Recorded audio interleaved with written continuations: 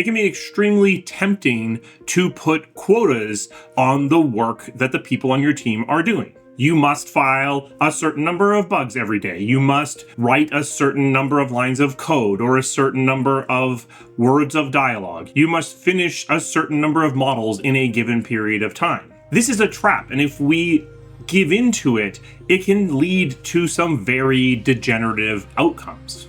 On, I think it was Neverwinter, the Interplay QA department was working with bug quotas. Their performance was measured based upon how many bugs they were filing in a given day.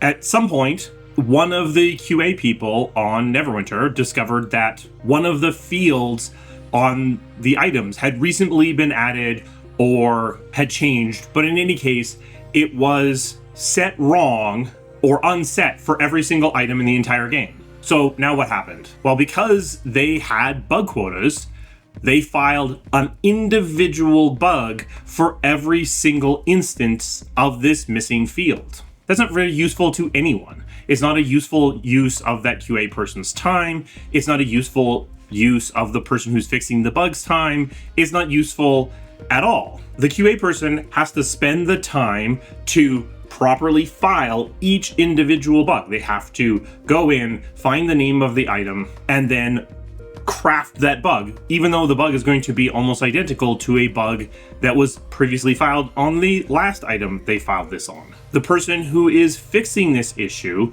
is going to have to open each individual bug in order to mark it resolved. Better to have discovered that this field was unset on all of the items and file a single bug that called that out. If it wasn't missing from everything, if it was missing from 90% of the items, you could have filed a bug and listed all of the items. It's not that the testing was bad, it's that this perverse incentive existed for the person to create as many bugs as possible.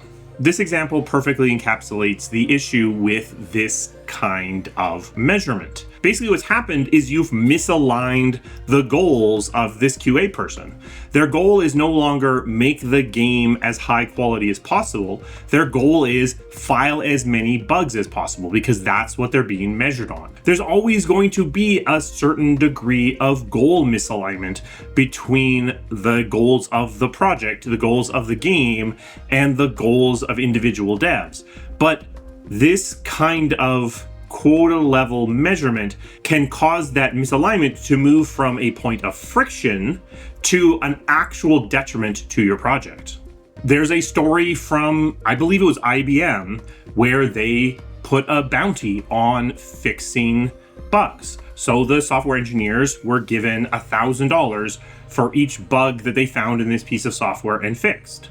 Well, guess what? Suddenly the software actually became buggier because now there was an incentive for engineers to check in broken things so they could turn around and fix it and pull down that bounty. As soon as you start measuring something and applying performance metrics upon that measurement, you're going to get more of the thing that's going to result in the reward that the person wants. If I am a 3D modeler and you are measuring how many models I check in a single day, I'm going to be reluctant to take on those more complicated projects. I'm going to be reluctant to add more detail to that throne because it just counts as one model.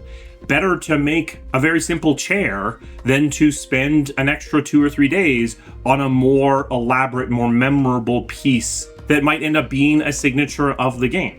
Unfortunately, a lot of the management techniques that continue to exist within video games originated in factories, originated in manufacturing, originated in fields where there wasn't reasonable expectation that a worker was doing the exact same thing over and over again, and therefore a measurement of their throughput was a one-to-one measurement of their effectiveness as an employee. In games, there are fundamentally two things that are very different from that. First of all, it is an assembly line. Each model that is created by an artist isn't the same as the one before. Each line of code is not the same complexity as the line before. Measuring individual lines of code isn't a reasonable way to approach it, because each line is different from the one that came before. Each bug is radically different from the one that came before it. Some bugs can be fixed in 5 minutes. Sometimes you can fix 20 bugs in 15 minutes. Sometimes a bug is going to take a week of dedicated heads down time in order to fix. But chances are that bug that takes a week is actually way more important than those 20 bugs that were fixed in 15 minutes. So treating them as if they are interchangeable, treating them as if a single number can represent the effectiveness of someone's ability to work, is deeply flawed.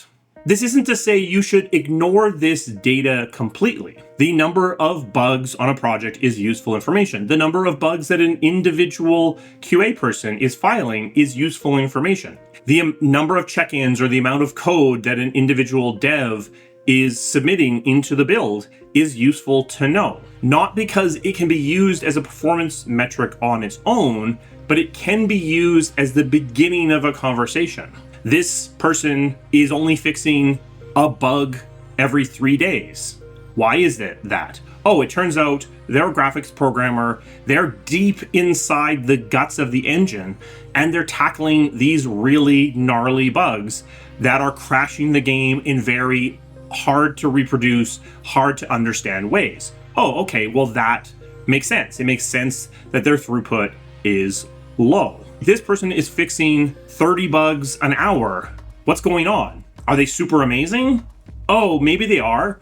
Or maybe they're submitting stuff in incomplete states, which are generating a constant back and forth stream of bugs. So the fact that a number is big or small doesn't tell you enough to act upon, but it tells you that something is abnormal, and it potentially gives you a place to start a deeper conversation, start an investigation that might lead you to a deeper understanding of what's going on your project. When we spend $44 billion to take over a company and then immediately start auditing the number of check-ins each of our engineers is doing, we're going to cause some perverse incentives. We're going to tell people that we are treating them as bits of machinery. And some people are going to be incredibly dissatisfied with being treated that way and are going to leave your organization. The information that we're gleaning by making decisions based upon such a small number of metrics that could mean a lot of different things,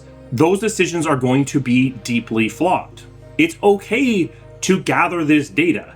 It's okay to aggregate it and look at it in a macroscopic level.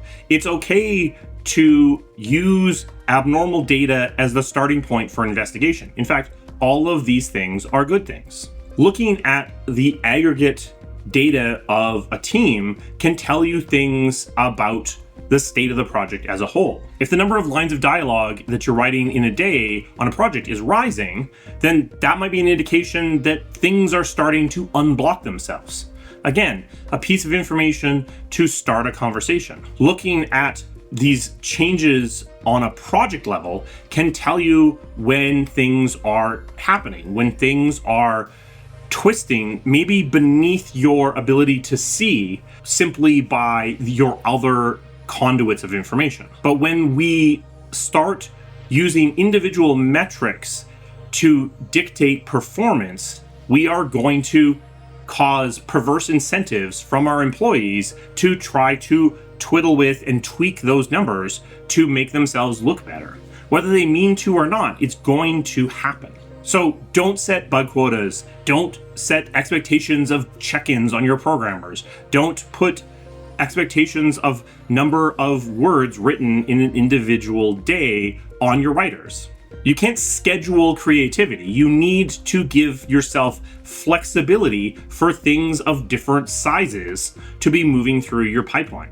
Otherwise, you're going to chop your project up into this atomic level thing, and what ends up out the other side is going to only be video game shaped and not actually be a video game in the end.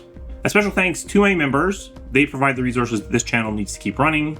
If you're interested in becoming a member, there's a link to that down in the description.